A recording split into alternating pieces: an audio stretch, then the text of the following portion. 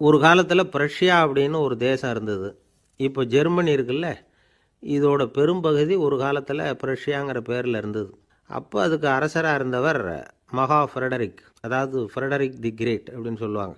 அந்த ராஜாவுக்கு ஒரு சந்தேகம். நாம் பல வகையான வரிகளை விதித்து வசூல் பண்ணுறோம், அப்படி பண்ணி வருமானம் குறைஞ்சிக்கிட்டே போகுதே, இதுக்கு என்ன காரணமாக இருக்கும்? இதுதான் அவருக்கு ஏற்பட்ட சந்தேகம். ஒரு சமயம் அந்த அரசர் தம்முடைய அமைச்சர்களையும் பிரபுக்களையும் தளபதிகளையும் கூப்பிட்டு ஒரு விருந்து வச்சார். விருந்து முடிஞ்சதும் அவங்கள பார்த்து இந்த சந்தேகத்தை கேட்டார். வரிகள் அதிகமாக விதித்து வருமானம் குறையறதுக்கு என்ன காரணம் அப்படின்னு கேட்டார். பல பேருக்கு இதுக்கு சரியாக பதில் சொல்ல தெரியல. அனுபவசாலியான ஒரு தளபதி எழுந்திருச்சார். அரசே, அது எப்படிங்கிறத இப்போ உங்களுக்கு காட்டுறேன்னார். உடனே ஒரு பெரிய பனிக்கட்டி ஒன்றை தன்னுடைய கையில் எடுத்தார். அதை அப்படியும் எப்படியும் திருப்பி பார்த்தார். அப்புறம் அடுத்தவர்கிட்ட கொடுத்தார்.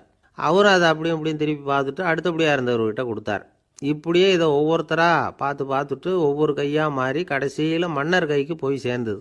மன்னர் கைக்கு அந்த பனிக்கட்டி போய் சேர்ந்தப்போ அது கொஞ்சம் கொஞ்சமாக உருகி ஒரு பட்டாணி கடலை சைஸுக்கு ஆகிட்டுது. மன்னர் யோசனை பண்ணார், வரி அதிகமாக போட்டாலும் வந்து சேர்றது குறைவாக இருக்கிறதுக்கு என்ன காரணம் அப்படிங்கிறது அவருக்கு புரிஞ்சு போச்சு. காலம்தான் மாறிட்டு இருக்கே தவிர இந்த கையூட்டு வாங்குகிற பழக்கம் மாறினதாக தெரியல. இன்னொரு ராஜா இருந்தார். அவர் தன்னுடைய ராஜாங்கத்தில் லஞ்ச ஊழலே சுத்தமாக இருக்கக்கூடாது அப்படின்னு நினச்சார். அவர்கிட்ட பல்வேறு துறைகளுக்கும் பொறுப்பாக இருந்த பல பேரும் ரொம்ப சுத்தமாகவும் நேர்மையாகவும் இருந்தாங்க. ஒரே ஒருத்தர் மட்டும் எல்லார்கிட்டையும் லஞ்சம் வாங்கிட்டே இருந்தார். அவரை வேறு வேறு துறைகளுக்கு மாற்றி பார்த்தாரு. அந்த ராஜா என்னென்னமோ பண்ணி பார்க்குறாரு. எந்த வேலையை கொடுத்தாலும் அதுலேயும் லஞ்சம் வாங்கிறதுக்கு ஒரு வழியை உண்டு பண்ணிக்குவார் அந்த ஆள். ராஜாவுக்கு இது ஒரு பெரிய தலைவலியாக போட்டுது. இவர் என்ன பண்ணுறது, இவருக்கு என்ன வேலையை கொடுக்கறது, கொஞ்சம் கூட லஞ்சம் வாங்கிறதுக்கு சான்ஸே இல்லாத ஒரு வேலையை கொடுக்கணும் அப்படின்னு திட்டம் போட்டார். ஒரு நாள் அவருக்கு அந்த உத்தரவும் போட்டுட்டார். அதாவது அவருக்கு என்ன வேலைன்னா, கடற்கரையில் தான் அவருக்கு ஆஃபீஸ். அங்கேயே இருந்துக்க வேண்டியது. தினமும் எத்தனை கடல் அலை கரையில் வந்து மோதுது அப்படிங்கிறத கணக்கெடுத்து ராஜாவுக்கு தெரிவிக்க வேண்டியது. இதுதான் அவருக்கு வேலை. பேசாமல் அலையை எண்ணிட்டு உட்காந்துருக்கிட்டோம், அப்போவாவது அவர் லஞ்சம் வாங்குகிற சந்தர்ப்பம் இல்லாமல் போயிடும் அவருக்கு அப்படின்னு நினச்சார் ராஜா. இந்த ஆள் கடற்கரைக்கு போய் டியூட்டியில் ஜாயின் பண்ணிக்கிட்டார். ஒரே மாதத்தில் அங்கே சொந்தமாக ஒரு பிரம்மாண்டமான மாளிகை கட்டிவிட்டார். ராஜாவுக்கு இது பெரிய ஆச்சரியமாக போச்சு. அலையை என்ற வேலையில் அந்த ஆள் எப்படி பணம் சம்பாதிச்சார் அப்படின்னு விசாரித்து பார்த்தார் அக்கம் பக்கத்தில். அந்த ஆள் என்ன பண்ணியிருக்கிறாருன்னா, கடற்கரையில் போய் பொறுப்பை ஏற்றுக்கிட்ட உடனே அங்கே இருந்த மீனவர்கள்கிட்ட எல்லாம் இந்த கரையில் வந்து ஒரு நாளில் வந்து மோதுகிற அலைகள் எத்தனை அப்படின்னு கேட்டிருக்காரு. அது எப்படிங்க தெரியும்னு இருக்காங்க அவங்க. தினமும் அந்த எண்ணிக்கை தெரியணும். நம்ம ராஜாவுக்கு தினமும் அறிக்கை அனுப்பணும், டெய்லி ரிப்போர்ட்டு. தவறுனா நீங்கள் இந்த கடலில் போய் மீன் பிடிக்கிறதுக்கு ராஜாவோட அனுமதி கிடைக்காது அப்படின்ட்டுருக்காரு. உடனே மீனவர்கள்லாம் பயந்து போட்டாங்க. கடலுக்கு போகிறதுக்கு அனுமதி இல்லைன்னா பட்டினி கிடக்கிறது மாதிரி ஆகிடுமே. மெதுவாக அந்த ஆளுகிட்ட போனாங்க. காதோட காதாக சொன்னாங்க, ஐயா, எங்களால் வந்து கடல் அலையை வந்து எண்ண முடியாது. தினமும் எங்களால் முடிஞ்சதை உங்களுக்கு பணமாக கொடுத்துட்றோம். நீங்கள் தான் ராஜா கிட்ட சிபாரிசு பண்ணி நாங்கள் தொடர்ந்து மீன் பிடிக்கிறதுக்கு அனுமதி வாங்கி கொடுக்கணும் அப்படின்னு வேண்டிக்கிட்டாங்க. பணம் தினமும் வந்து சேர ஆரம்பிச்சுட்டுது. பதவியில் மற்ற பதவியோட இந்த பதவி எவ்வளவோ மேல் அப்படின்னு நினச்சிட்டான் அந்த ஆள். அது மட்டும் இல்லை, தயவு பண்ணி என்னை இந்த இடத்த விட்டு மாற்றி விடாதீங்க சார் அப்படின்னு வேற கேட்க ஆரம்பிச்சிட்டானா. அந்த ஆள் என்னை கண்ணா பண்ணான்னு திட்டிவிட்டான் சார். அதை நினச்சா எனக்கு ரொம்ப வருத்தமாக இருக்குது அப்படின்னு சொல்லி கவலைப்பட்டார் ஒருத்தர். இதில் கவலைப்படுறதுக்கு என்ன இருக்குது அப்படின்னார் ஒரு பெரியவர். அவர் ஒரு மகான். என்ன சார் இப்படி சொல்கிறீங்க, ஒருத்தர் நம்ம பார்த்து திட்டுனா வருத்தமாக இருக்காதா அப்படின்னார். அது எப்படி வருத்தமாக இருக்கும், திட்டுறதுங்கிறது என்ன, அது வெறும் சத்தம் தானே அப்படின்னார் அந்த பெரியவர். நம்ம ஆளுக்கு தலையை பிச்சுக்கலாம் போல் இருந்தது. இருக்காது அப்படின்னா நமக்கே அப்படி தானே தோணுது. அந்த பெரியவர் சொல்கிறது ரொம்ப பெரிய விஷயம். அதை நாம் புரிஞ்சிக்க முயற்சி பண்ணலாம்னா நடைமுறை வாழ்க்கைக்கு அது ஒத்து வர்றது மாதிரி தெரிய மாட்டேங்குது. இருந்தாலும் அந்த பெரியவர் அதுக்கு என்ன தான் விளக்கம் கொடுக்குறாருன்னு பார்ப்போமே. ஒரு ரயில் போய்கிட்டுருக்கு. அதில் ஒரு சாது போய்கிட்டுருக்கார். அந்த ரயில் வந்து அவர் ஹரித்வாரம் போயிட்டுருக்கார். அவர் ரயிலில் ஏகப்பட்ட கூட்டம். நம்ம ஊர் ரயில் கேட்கவா வேணும், டிக்கெட் வாங்கிட்டு கொஞ்சம் பேர், வாங்காத கொஞ்சம் பேர். அது என்னத்துக்கு அனாவசியமாக டிக்கெட் அப்படிங்கிற நினப்பில் பாதி பேர். இந்த கூட்டத்துக்கு மத்தியில் அந்த சாதுவும் போயிட்டுருக்கிறார். உட்கார்றதுக்காக இருந்த இடத்துல ஒரு ஆள் படுத்துருக்கிறான். கொஞ்சம் முரட்டு ஆசாமி. அவன் கால் பக்கத்தில் கொஞ்சோண்டு இடம் பாக்கி இருந்தது. அந்த இடத்துல இந்த சாது உட்காந்துருந்தார். மெதுவாக உட்காந்துக்கிட்டார் போய். ஆனால் அந்த ஆள் ராத்திரி பூரா இவரை காலால் உதச்சிக்கிட்டே இருக்கிறான். அது இவருக்கு ரொம்ப அவமானமாக பட்டுது. அதனால் துக்கம் ஏற்பட்டது. இருந்தாலும் அதை ஒரு மாதிரியாக சகிச்சுக்கிட்டே இவர் வந்து சேர்ந்தார். பொழுது விடிஞ்சுது. அந்த சாது ஹரித்வார் வந்து சேர்ந்தார். அங்கே ஒரு பெரிய ஞானியை சந்தித்தார். ராத்திரி ரயிலில் அந்த ஆள் உதைச்சதையும் அதனால் தனக்கு ஏற்பட்ட துக்கத்தையும் இந்த சாது அந்த ஞானிகிட்ட சொன்னார். சொல்லிவிட்டு, ஏன் சுவாமி, எனக்கு துக்கம் ஏற்பட்டதே அது தப்பா அப்படின்னு கேட்டார். தவறு தான்னார் அந்த ஞானி. உனக்கு இன்னமும் தேக அபிமானம் போகலைங்கிறது தான் அது காட்டுது. அஷ்டாவக்கரர் என்ன சொல்கிறார் தெரியுமா? உண்மையான ஞானி யாராவது தன்னை வந்தனை செய்தால் அதற்காக சந்தோஷப்பட மாட்டார், யாராவது நிந்தனை செய்தால் அதற்காக வருத்தப்பட மாட்டார் அப்படின்னு சொல்கிறார். நிந்தனைங்கிறது ஒரு ஒலி தான். தேகாபிமானம் இருக்கிற வரைக்கும் இந்த ஒலி நம்மளை வந்து வேதனைப்படுத்தும். நான் தேகம் இல்லை, ஆத்மா அப்படிங்கிற நினைவு இருந்தால் இந்த ஒலி நம்மளை பாதிக்காது. மனு என்ன சொல்கிறார் தெரியுமா? ஒரு சாதகன் பாராட்டுதலை விஷம்னு நினச்சி பயப்படணும், அவமானத்தை அமிர்தம்னு நினச்சி சந்தோஷப்படணுங்கிறார். அவமானப்பட்டால் கவலைப்படாமல் எப்படி இருக்க முடியும் அப்படின்னு தான் நமக்கு தோணும். அதனால தான் நம்மளில் யாரும் இதுக்கு உதாரணமாக யாரையும் காட்ட முடியல. புத்தரையும் கபீரையும் உதாரணமாக காட்டுறாங்க. அவங்களுக்கெல்லாம் அவமானம் ஏற்பட்டப்போ கவலையே படலையாம். புத்தரை வந்து அவமானப்படுத்தணுங்கிறதுக்காக கௌசாம்பி ராணி ஒரு இளம் பெண்ணை கொலை பண்ணி சடலத்தை புத்தர் குடிசைக்கு முன்னாடி போட சொன்னார். போட்டாங்க. புத்தர் தான் அந்த பொண்ணை கெடுத்து கொலை பண்ணிவிட்டாருன்னு எல்லாரும் நினச்சாங்க. ஆனால் புத்தர் இதை பற்றி கவலையே படலை. அப்புறமா உண்மை தெரிஞ்சதும் புத்தர் புகழ் இன்னும் அதிகமாயிட்டுது. ஒரு பெரிய சபையில் ஒரு மோசமான பொண்ணு நுழைஞ்சி தனக்கும் கபீருக்கும் சம்பந்தம் உண்டுன்னு சொன்னான். கபீர் கவலைப்படலை. அவங்க மாதிரியெல்லாம் நாமளும் இருக்க கற்றுக்கணும். நிந்தனை, அபகீர்த்தி, அவமானம் எல்லாம் ஆண்டவன் கொடுக்குற பிரசாதம்னு நினைக்கணும் அப்படின்னு சொல்கிறார் அந்த ஞானி. இதை கேட்ட இந்த காலத்து ஆசாமி ஒருத்தர், நான் கூட அப்படி தான் சார், யாராவது அவமானப்படுத்தினா கவலைப்பட மாட்டேன். நேற்று கூட ஒருத்தர் என்ன பலார்னு அரைஞ்சுட்டார், நான் கொஞ்சம் கூட கவலைப்படலை, பேசாமல் வந்துட்டேன்னார். ஏன் அப்படி வந்துட்டீங்க அப்படின்னு. அவர் அரைஞ்சதுலேயும் ஒரு அர்த்தம் இருந்தது, அதனால தான் அப்படி வந்துட்டேன்னார். ஏன் அரைஞ்சாருன்னு கேட்டேன். 10 வருஷத்துக்கு முன்னாடி 15 ரூபா அவர்கிட்ட கடன் வாங்கினேன், அதை கேட்டு கேட்டு பார்த்துட்டு கடைசியாக தான் அரைஞ்சார் அப்படின்னார்.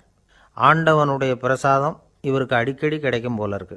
பிரம்மத்தை அறிந்தவன் பிரம்மமாகிறான் அப்படின்னு ஒரு பெரியவர் பேசினார் ஒரு கோவிலில். தைத்திரிய உபனிஷத்து அப்படி சொல்லுதான். இதை கேட்கும்பொழுது நமக்கு ஒரு சந்தேகம் வரும். அது எப்படி? பிரம்மத்தை அறிந்தவன் பிரம்மம் ஆகிறான்னா, சிங்கத்தை அறிந்தவன் சிங்கம் ஆகிறானா, தோசையை அறிந்தவன் தோசை ஆகிறானா? இப்படிப்பட்ட சந்தேகம் நமக்கு வர்றதில் ஒன்றும் ஆச்சரியம் இல்லை. இது இயற்கை. இதுக்கும் அந்த பெரியவரே பதில் சொல்கிறார். சிங்கம் வேற, நாம் வேற. அதனால் சிங்கத்தை அறிந்தவன் சிங்கமாக மாட்டான். ஆனால் பிரம்மம் வேற, நாம் வேற இல்லை. அதனால் பிரம்மத்தை அறிந்தவன் பிரம்மமாகறான் அப்படிங்கிறது அவரோட விளக்கம். மனிதன் அவன்தான் தான் பிரம்மங்கிறது தெரியாதனால தான் அதை வேற எங்கேயோ தேடிட்டு இருக்கிறான்.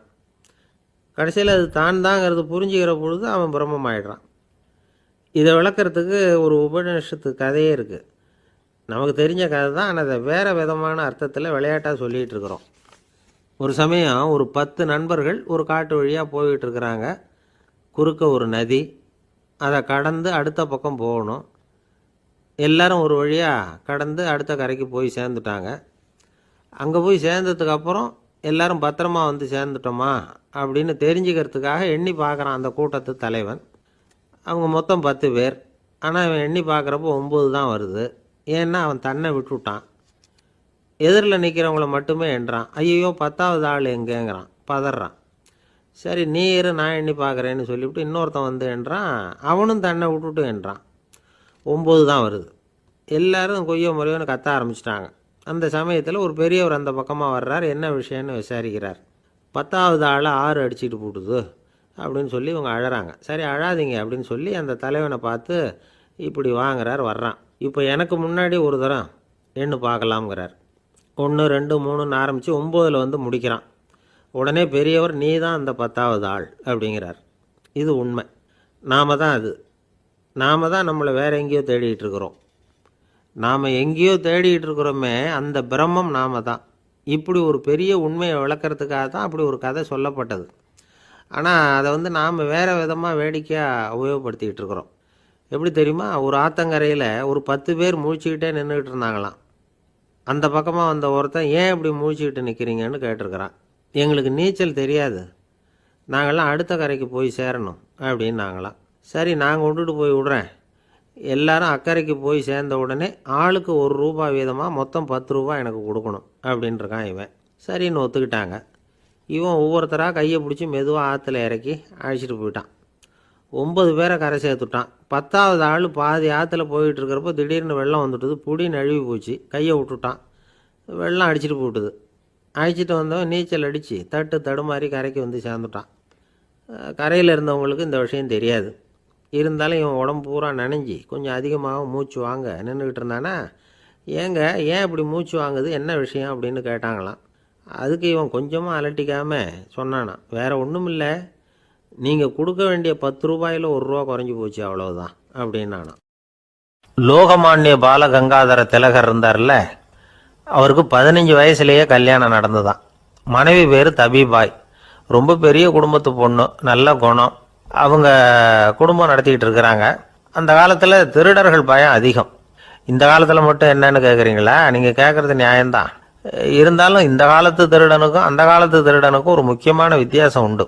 அதாவது அந்த காலத்து திருடன்லாம் நியாயம் அநியாயம் பார்க்கறது உண்டு, இந்த காலத்தில் அப்படி பார்க்கறது இல்லை. அந்த காலத்தில் திருட வர்றவங்கள்ட்ட கூட ஒரு தார்மீக உணர்வு உண்டாம். அதாவது அப்போ உள்ள கொள்ளைக்காரங்க எதை களவாடினாலும் சரி, அரிசியை மட்டும் களவாடுறது இல்லையா, அப்படி ஒரு கொள்கை.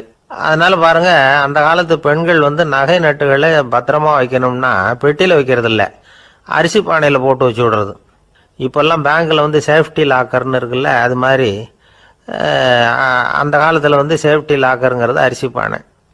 இந்த வளையல், மூக்குத்தி, தோடு இப்படி எதுவாக இருந்தாலும் அதில் போட்டு பத்திரமா வச்சுருவாங்க. திருடன் அரிசி பானை பக்கம் போகிறதில்ல. ஏன்னா சாப்பிட்ற விஷயத்தில் கை வைக்கக்கூடாது, அது பாவம் அப்படின்னு அவன் நினைக்கிறான்.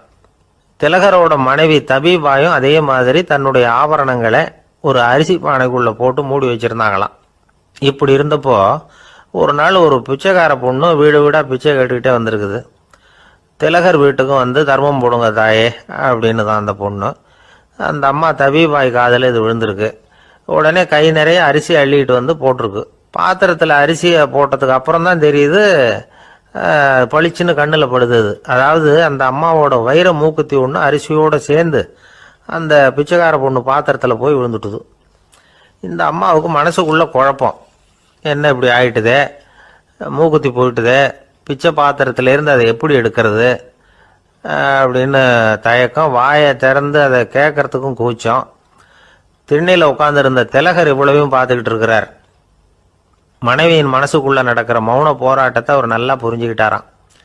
மனைவியை பார்த்து சொன்னாராம், தபிபாய், இது தெய்வ சம்மதம், அவளுக்கு சேர வேண்டிய மூக்குத்தி அவகிட்ட போயிட்டுது, பிச்சை பாத்திரத்தில் விழுந்த மூக்குத்தியை எடுக்க வேணாம் அப்படின்னாராம். சரின்னு சொல்லிவிட்டு மேற்கொண்டு எதுவும் சொல்லாமல் அந்த அம்மா வீட்டுக்குள்ளே போயிட்டாங்களாம். இந்த காலத்துலலாம் அது மாதிரி நடக்குமா? வெறும் அரிசியை போட்டுட்டு விவகாரம் பண்ணிட்டு இருக்க மாட்டோமா? ஒரு பெரிய மனுஷன் வீட்டுக்கு ஒரு பிச்சைக்காரன் வந்தான். ஐயா, நாங்கள் பிச்சைக்காரங்கள்லாம் சேர்ந்து ஒரு சங்கம் வச்சுருக்குறோம், அதுக்கு நிதி சேர்க்குறோம், அதுக்கு ஒரு ₹100 கொடுத்தீங்கன்னா எங்களுக்கு பெரிய உதவியாக இருக்கும் அப்படின்னானா. அதெல்லாம் ஒன்றும் கொடுக்க முடியாது போ அப்படின்னாரான் அவர். அப்படின்னா ஒரு ₹50 கொடுங்களேன் அப்படின்ட்டுருக்கான். அதுவும் முடியாதுன்னு சொல்லிவிட்டார். ₹25 அப்படின்னு இருக்கான். எதுவும் முடியாது அப்படின்னாரான். சரிங்க, இவ்வளவு பெரிய வீட்டுக்கு வெறுங்கையோடு திரும்புறது நல்லா இருக்காது, அதனால சும்மா ஒரு ₹1 மட்டுமாவது கொடுங்க அப்படின்ட்டுருக்கான் அவன். ஒரு பைசா கூட என்கிட்ட கிடையாது அப்படின்னு விட்டாரான் இவர். அப்படின்னா நீங்கள் ஒரு காரியம் பண்ணுங்களேன் அப்படின்னானா அவன். என்ன செய்யணும் அப்படின்ட்டுருக்கார். எங்கள் சங்கத்தில் நீங்களும் ஒரு மெம்பராக சேர்ந்துருங்க அப்படின்னானா.